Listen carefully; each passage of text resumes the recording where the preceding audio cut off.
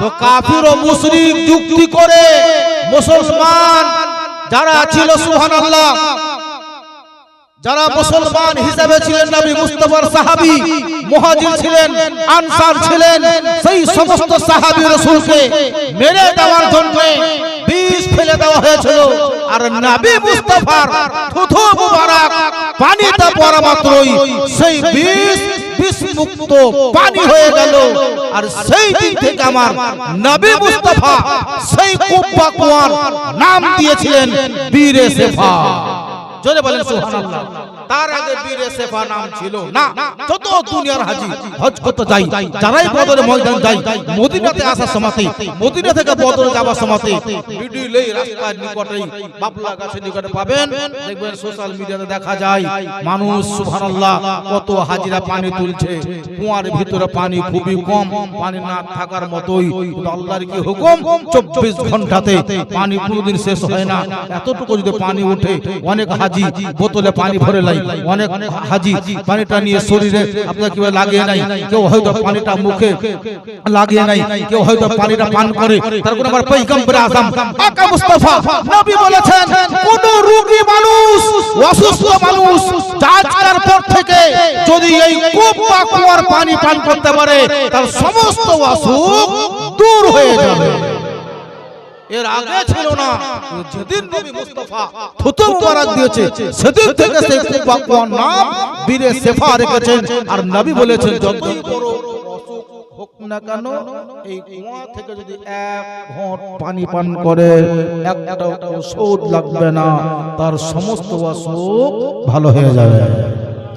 এরই নাম হচ্ছে নবী। আর সেই নবী মুস্তাফাকে আল্লাহ তাআলা বলেছে, হে নবী, তোমাকে দুই জগতের জন্য রহমত করে পাঠিয়েছি। নবী মুস্তাফার পায়ের তলা থেকে নিয়ে মাথার চাঁদি পর্যন্ত উম্মতে মুহাম্মদের জন্য রহমত। নবী মুস্তাফার বলা হচ্ছে রহমত।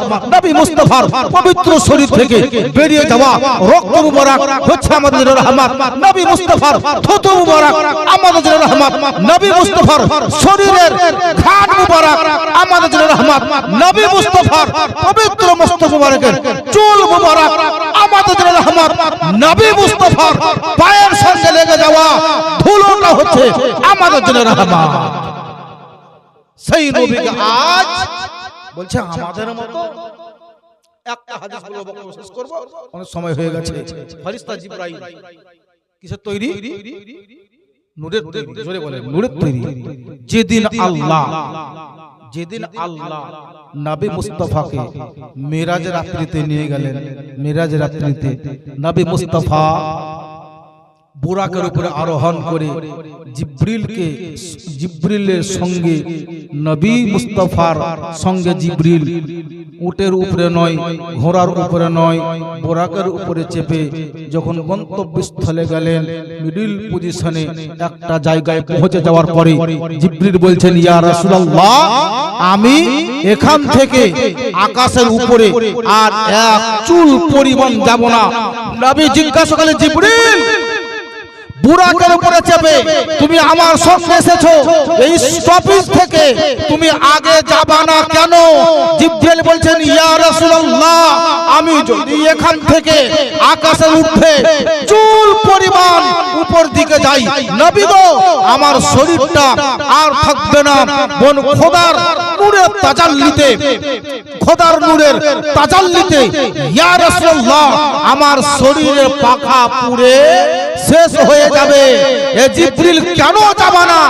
যে ফেরেশতা জিবরাইল নবী মুস্তাফার সিনাতে সিনা লাগিয়েছে, যে ফেরেশতা জিবরাইল নবী মুস্তাফার হাতের উপরে হাত রেখেছে, যে ফেরেশতা জিবরাইল নবী মুস্তাফার হাঁটু মুবারকের ভিতরে হাঁটু ভরেছে, যে ফেরেশতা জিবরাইল নবী মুস্তাফার নিকটে হাজারো বার এসেছে, যে ফেরেশতা জিবরাইল নবী মুস্তাফার নিকটে কোরআন এনেছে, যে ফেরেশতা জিবরাইল নবী মুস্তাফার নিকটে মক্কাতে কোরআন এনেছে, যে ফেরেশতা জিবরাইল নবী মুস্তাফার নিকটে মদিনাতে কোরআন এনে দিয়েছে, যে ফেরেশতা জিবরাইল নবী মুস্তাফার নিকটে হাজারো বার এসেছে। ও জিবরিল নবী মুস্তাফার কাছে ইয়া রাসূলুল্লাহ আমি আকাশে আর যাব না, না যাওয়ার কারণ হলো এটাই, ইয়া রাসূলুল্লাহ আমি আপনার মতো নই, ইয়া রাসূলুল্লাহ আমি আপনার মতো নই, আর ইয়া রাসূলুল্লাহ আপনি আমার মতো নয়। জোরে বলেন সুবহানাল্লাহ। তো যে জিবরিল নবী মুস্তাফা নিকটে হাজারো বার এসেছে, ও জিবরিল বলেছেন ইয়া রাসূলুল্লাহ আমি আপনার মতো নই আর আপনি আমার মতো নয়। গাঁজাখোর, মাতাল, সুদখোর, বেনামাজি, ধোঁকাবাজ তারা বলছে নবী আমাদের মতো। যে জিবরিল বলেন নবী আমার মতো, আমি নবীর মতো বলতে পারিনি, তুমি কোন ছায়েচ্ছা নবীকে আমার মতো বলছো? সুবহানাল্লাহ। আজকে মুসলমানদের ঈমানকে নষ্ট করার জন্য কত কত ভাবে লেগেছে। আজ একটু শক্ত হন, মজবুত হন, ঈমানকে শক্ত করেন, তার কারণ ঈমান হারা যদি হয়ে যান কিয়ামতের দিন আপনার অবস্থা খারাপ হয়ে যাবে। জি একটা মৌলবি উঠেছে বর্ধমান বাড়ি, কথাটা বলে দেয় সে কত বড় কথা বলেছে। আপনি যদি সত্যি ঈমানওয়ালা হন বা আপনার শরীরে রক্ত গরম হয়ে যাবে। কোরআন বলছে ইন্নামাল হারামা ওয়া মাইতাতা ওয়া দামা ওয়া লাহমাল খিনজির। আল্লাহ তাআলা মুসলমানদের জন্য খিনজির মানে শুয়োর, খিনজির মানে শুয়োর খাওয়া হারাম করে দিয়েছেন। শুয়োর খাওয়া মুসলমানদের জন্য একেবারে হারাম। ইন্নামাল হারামা মৃত্যু পশু খাওয়া হারাম। ইন্নামাল হারামা ওয়া মাইতাতা মৃত্যু পশু খাওয়া হারাম। ওয়া দামা মানে রক্ত পান করা হারাম। ওয়া লাহমাল খিনজির আর মানে লাহমান মানে মাংস বা গোশত, খিনজির মানে শুয়োর। আল্লাহ তাআলা মুসলমানদের জন্য মৃত্যু পশু খাওয়া হারাম করে দিয়েছেন, রক্ত খাওয়াকে হারাম করে দিয়েছেন। আর মুসলমানদের জন্য ওয়াকাত হারাম শুয়োরকে করে দিয়েছে। ওয়াকাত হারাম করেছে শুয়োরকে। আরে ডাবচোর ইয়াসিন বর্ধমান ঈমান চোর মাদ্রাসায় পড়াকালীন ডাব চুরি করে খেয়েছে, নিজে মুখে বলেছে আমি মাদ্রাসার একটাও গাছের ডাব খেতে দিতাম, আমি একাই চুরি করে খেতাম। ডাব চোর ইয়াসিন বলছে যে কোন মাজারে যদি কেউ একটা মোরগ জব করে আর ওই মোরগ মাংস রান্না করার পর প্লেটে রেখে দেন, ইয়াসিন হারামখোর। সে বলছে মাজারে মোরগ জবাই করা মাংস আর শুয়োরের রান্না করা মাংস এক জায়গায় রাখেন, মাজারের মাংস মাজারের মানত করা মাংস খাওয়ার চাইতে শুয়োরের মাংস খাওয়া অনেক ভালো বলে দিয়েছে। কত বড় হারামের হারামি মুসলমান ঈমানকে নষ্ট করে দিয়েছে।